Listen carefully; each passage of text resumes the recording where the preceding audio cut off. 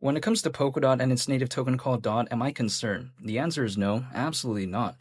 Even though nothing I say is financial advice, some people may be thinking, oh, take a look at DOT as of right now. Market cap is around 4.5 billion. It's not doing the best. Well, first of all, a lot of altcoins are not doing the best. But just back in December of 2024, the market cap was around 16 billion. That's literally less than a year ago, right? Not to mention, what fundamentally bad happened to Polkadot? I just don't see it. Other projects out there I've seen kind of cease operations, and I'm not joking, by the way. Just take a look at, for instance, something like Cadena. And, if someone's been watching my videos for quite a while now, they'll know that in the past I was really such a big fan of Cadena. But what happened? The Cadena organization announced not too long ago that they were going to be ceasing operations. Now, granted, Polkadot is a way bigger project than Cadena, but it's still sticking around. It hasn't kind of stopped doing its thing. It's still fundamentally amazing, in my opinion. And I think that Cadena situation right there, it kind of showcases that it's not necessarily such an easy thing to kind of survive at times when the price isn't necessarily doing the best, and also when altcoins aren't necessarily doing the best either. Now, some people may also argue, but when it comes to Polkadot, it's very well run. Well, take a look at Cadena. I think arguably it's also very well run because a member of their advisory team, by the way, is Dr. Stuart Haber. Not only is he the co-inventor of blockchain, so just let that sink in, right? But not only that, he is supposedly the most cited author in Satoshi Nakamoto's Bitcoin white paper. Again, a project with a member in their advisory team of that caliber, even that happened to it. Not to mention, Cadena's founders are Will Martino and Stuart Popejoy. They both helped build JP Morgan's first ever blockchain. So just let that sink in. Even a project like that, we saw that happen. So when it comes to something like Polkadot, is it well run? Yeah, but being well run sometimes doesn't determine whether or not a project sticks around, especially when things are not necessarily looking the best. So the way to take a look at it is that when it comes to something like Polkadot, I think it's a pretty big testament actually to see them still thriving and doing its thing. And even if I take a look at, let's say, for instance, I feel like Polkadot's core focus is not easily kind of just, I would say, becoming obsolete like that, because the way I view it is this. Polkadot is attempting to connect blockchains together, and there's a lot of blockchains out there, and I still think there's going to be more that's going to pop up moving forward. Polkadot is focused on something called interoperability, right? Again, it's focused on connecting blockchains together. This is not a niche that disappears when the fans or hype is no longer, kind of surrounding the project. As long as there's going to be more blockchains that are going to pop up, as long as this space is still kind of thriving, something like Polkadot, I just don't think is going to be obsolete. That's the way to take a look at it. Even, let's say, we take a look at why is this pretty interesting. It's because there's a lot of blockchains out there, a lot of networks, but because a lot of them are independent of one another, they can't freely send data and value to each other, and as a result, in that case, they do lack interoperability. Even we take a look at, let's say, Bitcoin and Ethereum. Very massive, right? But then, because they're independent of one another, they can't allegedly freely send data and value to each other. What steps in? Something like Polkadot.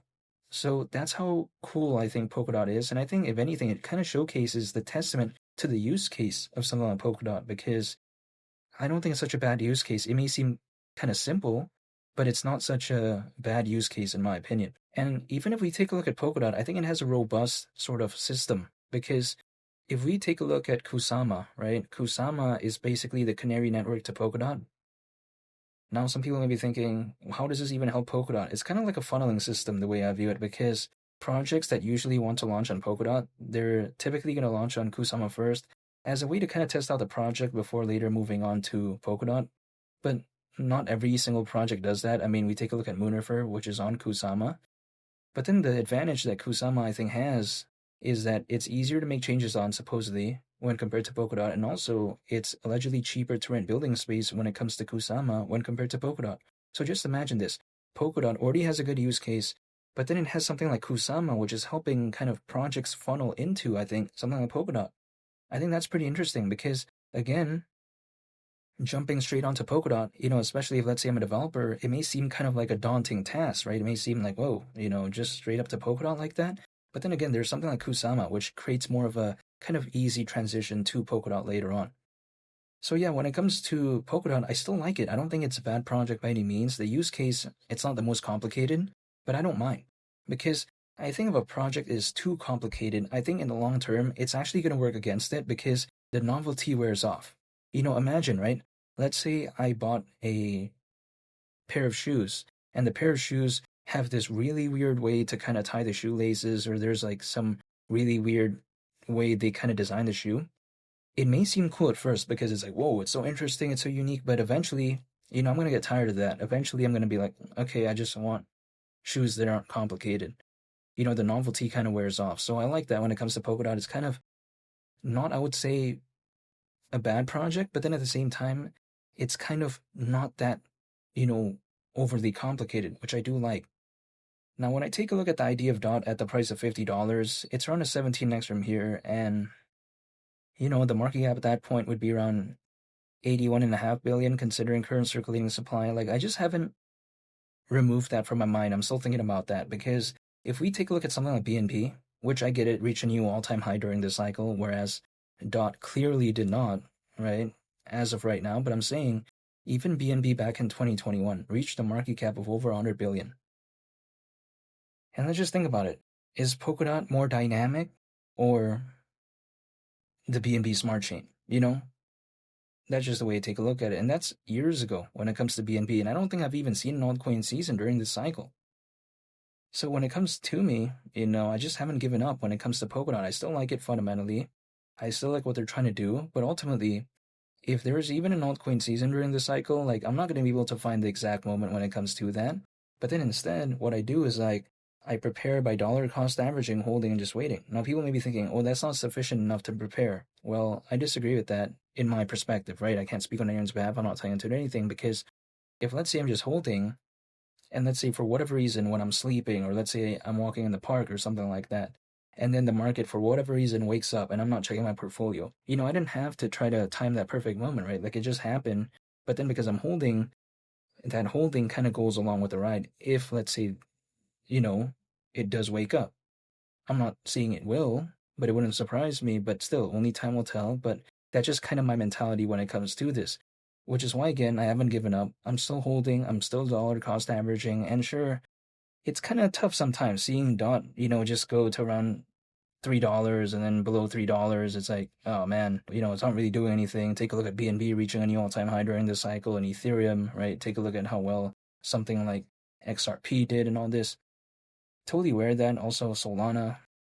DOT is kind of not really experiencing any of that kind of so far during the cycle. Even though less than a year ago the market cap was around 16 billion, it hasn't had those drastic kind of popularity movements where we've seen a resurgence of Solana and kind of becoming mainstream, kind of the resurgence of a BNB and stuff like that. We haven't really seen that. But why would I complain about that if I don't think I've seen an altcoin season? And if my attention is a dollar cost average, if I still can accumulate, and as of right now, a lot of people don't really want to take a look at DOT, I don't mind. I still want to dollar cost average, especially, right? If, let's say, the price isn't doing the best and my intention is a dollar cost average, I feel like, isn't that kind of the point? Why would I want to wait until DOT goes to the price of $10 before I dollar cost average again? I don't want to wait for that, because I have to wait until it does over 3x from here before I dollar cost average again? It just makes no sense. I missed out along the way. I'm not saying anyone has to do what I'm doing, and I'm not telling you to do anything, but this is just my perspective. So I'm still waiting. Whenever there's going to be an altcoin season, it's going to be whenever it wants to. I can't demand it to happen. Would I like one right now? Sure, absolutely. But I can't do that, right? I can't force it to happen. So I'm just staying patient, holding, and just waiting. And that's pretty much about it. And feel free to subscribe if you enjoyed this video. I greatly appreciate it. And I'll say thank you for watching. I hope you all have a nice day. It's Willie the Captain, and I'll catch y'all on the next one. I'm out. Peace. Bye.